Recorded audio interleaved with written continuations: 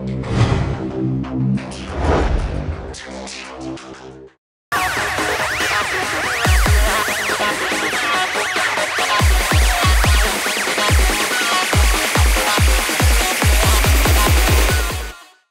в гостях у уполномоченного по правам человека по Республике Саха-Якутия Гурьеве Сардана Михайловна. Сардана Михайловна, вообще институт уполномоченного по правам человека — это что такое?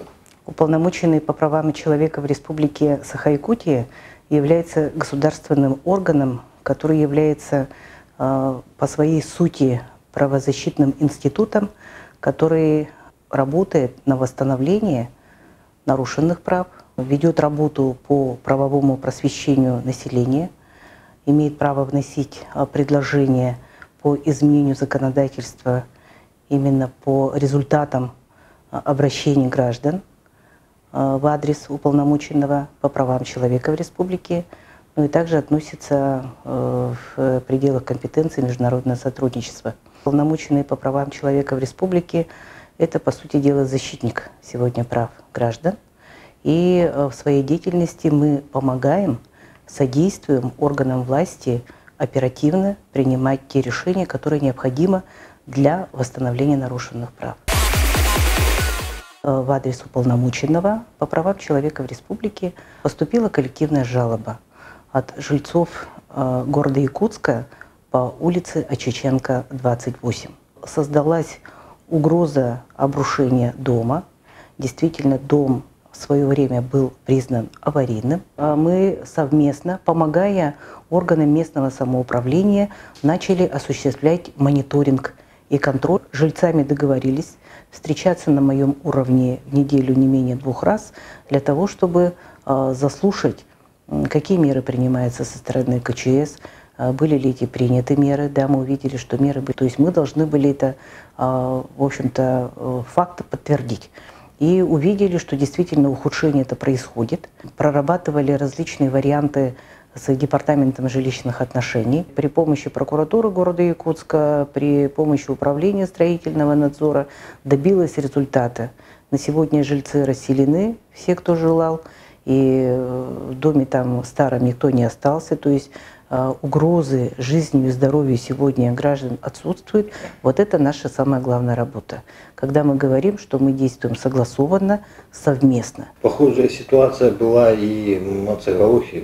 Я занималась вопросами защиты прав семьи Захаровых.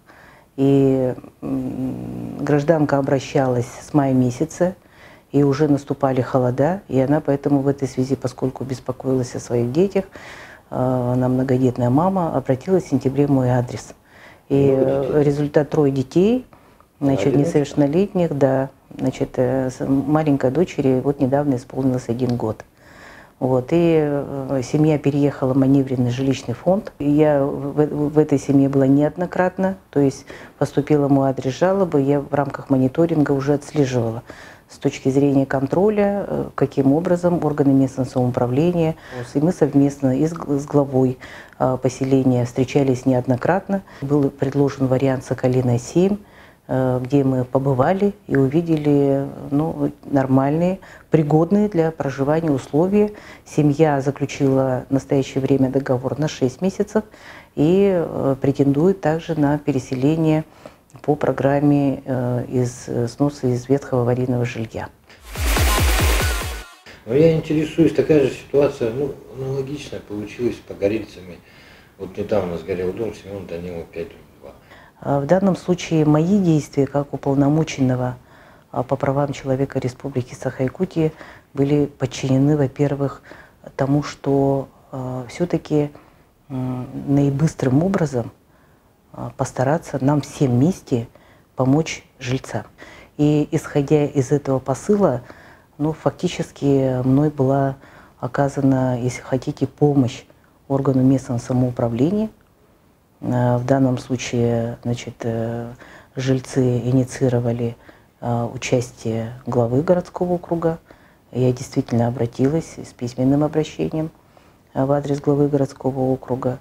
И также для того, чтобы мы не могли терять время, Ведь значит, общее собрание данное состоялось на территории строительного округа, то есть самой управе. И поскольку актовый был зал занят, и мы с вами видели, что в актовом зале было огромное количество тех вещей, разного рода, значит, моющих средств, которые принесли замечательные наши жители города Якутска. И действительно, я присоединяюсь к этим словам, что это действительно такое большое благородное дело, которое делает каждый без пиара. Конечно, вот тот кабинет, который нам выделили для встречи, он был совершенно недостаточен. А ведь мы там пригласили МВД по Республике Саха-Якутия, Управление Федеральной налоговой службы, Пенсионный фонд, и, значит, Управление ЗАГС, Министерство труда и социального развития республики. Все структуры слаженно отработали, значит, все представители приняли 100% участие, и любой вопрос, который задавали жильцы, он не остался без ответа. И вот это очень важный момент. То есть на сегодня жильцы своевременно получают ту информацию, которая им необходима. По компетенции сейчас Департамент жилищных отношений Управа строительного округа отрабатывает, а я с точки зрения, так скажем, того, чтобы жалоба остается на моем контроле, продолжаю отслеживать, чтобы был все-таки положительный результат по существу обращений граждан в мой адрес. По трудовому соглашению законодательство обратился еще коллектив ИФАНа. Вот здесь как дела? Жалобы на нарушение трудовых прав занимает второе место в числе от жалоб всего, которые поступили в адрес уполномоченного по правам человека в республике. По трудовому законодательству, конечно, здесь прежде всего речь идет об ответственности работодателей. Поэтому власть приняла закон, называемый Трудовой кодекс Российской Федерации. И, кстати говоря, положение Трудового кодекса, их соблюдение на сегодня осуществляется, как верно замечено, органами прокуратуры Якутии, это и Государственная инспекция труда. Конечно, коллективная жалоба от врачей в народе называемой больницы ЕФАН, это Якутского научного центра комплекса медицинских КМП, значит, незамедлительно было инициировано обращение в адрес прокуратуры города Якутска. И на сегодня прокуратура города Якутска уже установила 2 факта нарушения прав сотрудников. Это прежде всего высокопрофессиональных врачей данной больницы, которые, многие из них, более 40 лет посвятили служению народу. Выявлены такие нарушения, как неполная выплата заработной платы в соответствии с майскими указами президента Российской Федерации. И, к сожалению, та структура, которая сегодня меняется работодателем, она не соответствует тоже федеральному законодательству, вследствие чего, допустим, преобразование в понятие клиника с больницы на клинику может за собой повлечь как нарушение трудовых прав, так и пенсионных прав работников. Поэтому по зарплате на сегодня есть документ уже от прокуратуры города Якутска, находится в судебных органах. А по второму вопросу, по структуре, значит, ЯНЦ-КМП принесен протест. А мы, как знаем, акты прокурорского реагирования подлежат обязательному рассмотрению всеми должностными лицами. Поэтому мы наблюдаем за развитием событий. Конечно, для того, чтобы не было дальнейших нарушений прав граждан, работающих в этой больнице, данный вопрос продолжает оставаться на моем контроле, как уполномоченного по правам человека в Республике Саха-Якутия. В любой жалобе, в первую очередь, мы обращаем внимание на то, что какие права нарушены. И, безусловно, рассматривая каждую жалобу, мы все-таки анализируем и устанавливаем причины, условия, которые привели к нарушению тех или иных конституционных прав граждан. А в данном случае речь идет о неправомерных действиях работодателя ЯНЦ-КМП, которые установлены по моему обращению прокуратуры города Якутска. Это достаточно существенные, серьезные нарушения. И я полагаю, что прокуратура города Якутска этот вопрос тоже также держит на самом серьезном контроле.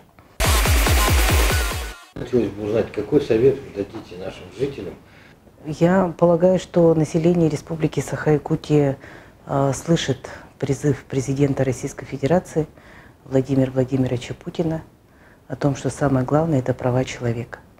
То есть это сегодня задача для всех органов власти, всех уровней, и федеральных территориальных структур, и республиканских органов власти, и органов местного самоуправления. Поэтому, конечно, такая задача, которая поставлена на самом высоком уровне, сегодня дает большие силы нашему гражданскому обществу и каждому гражданину. Поэтому чем больше будет обращений, чем будет больше открытости в действиях органов власти, независимо от уровня, не только исполнительные, тем будет лучше для всех нас. Если компетентные органы вам не оказали экстренную помощь, обращайтесь по телефону горячей линии уполномоченного по правам человека в Якутии 507-363 с 9:00 до 17 часов в рабочие дни.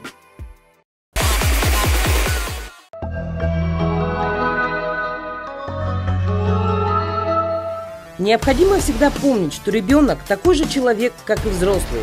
Он также заслуживает внимания, уважения и позитивного отношения к себе.